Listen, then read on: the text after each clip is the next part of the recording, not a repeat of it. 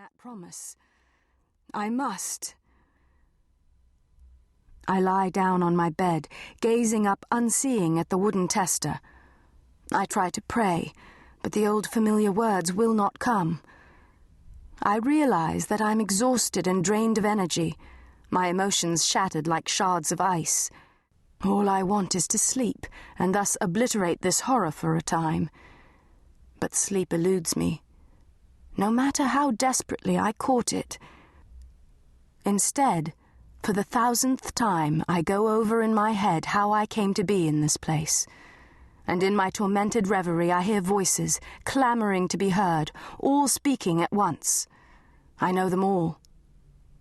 They have all played a part in shaping my destiny.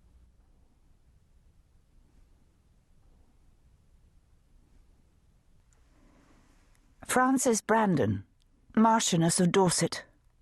Bradgate Hall, Leicestershire, October, 1537. My travail begins as I am enjoying a walk in the garden.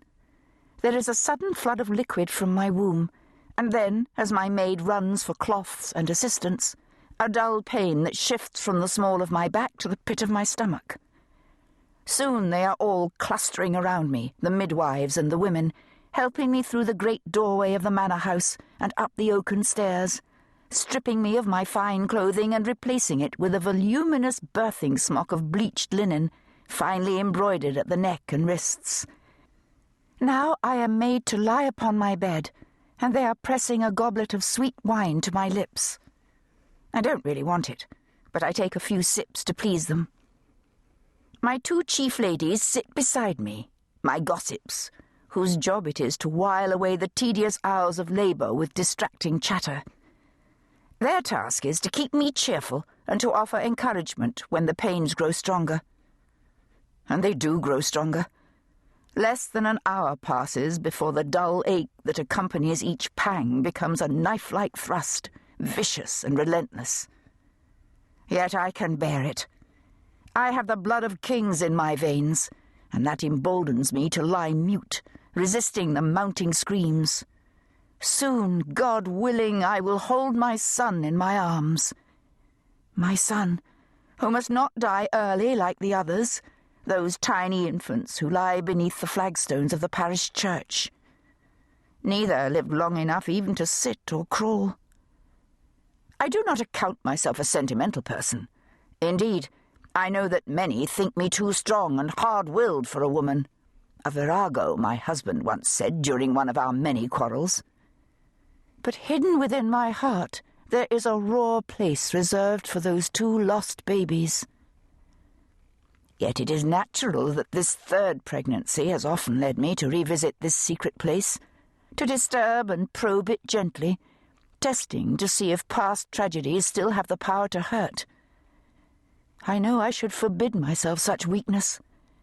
I am King Henry's niece. My mother was a Princess of England and Queen of France. I must face the pain of my loss as I do my labour, with royal dignity, refusing to indulge any further in morbid fancies, which, I am assured by the midwives, could well be harmful to the child I carry. One must try to be positive, and I am nothing if not an optimist. This time, I feel it in my bones, God will give us the son and heir we so desperately desire. Another hour passes. There is little respite between each contraction, but the pain is still bearable. "Cry out if you need to, my lady," says the midwife comfortingly, as the women fuss round me with candles and basins of water. I wish they would all go away and leave me in peace. I wish they would let some fresh air into this fetid, stuffy chamber. Even though it is day, the room is dark, for the windows have been covered with tapestries and painted cloths. "We must not risk the babe catching any chills from draughts, my lady," the midwife warned me when she ordered this to be done. Then she personally inspected the tapestries to ensure that there was nothing depicted in them that could frighten the child. "Make up the fire," she instructs her acolytes, as I lie here grappling with my pains. I groan. It's hot enough in here already, and I am sweating like a pig. But of course...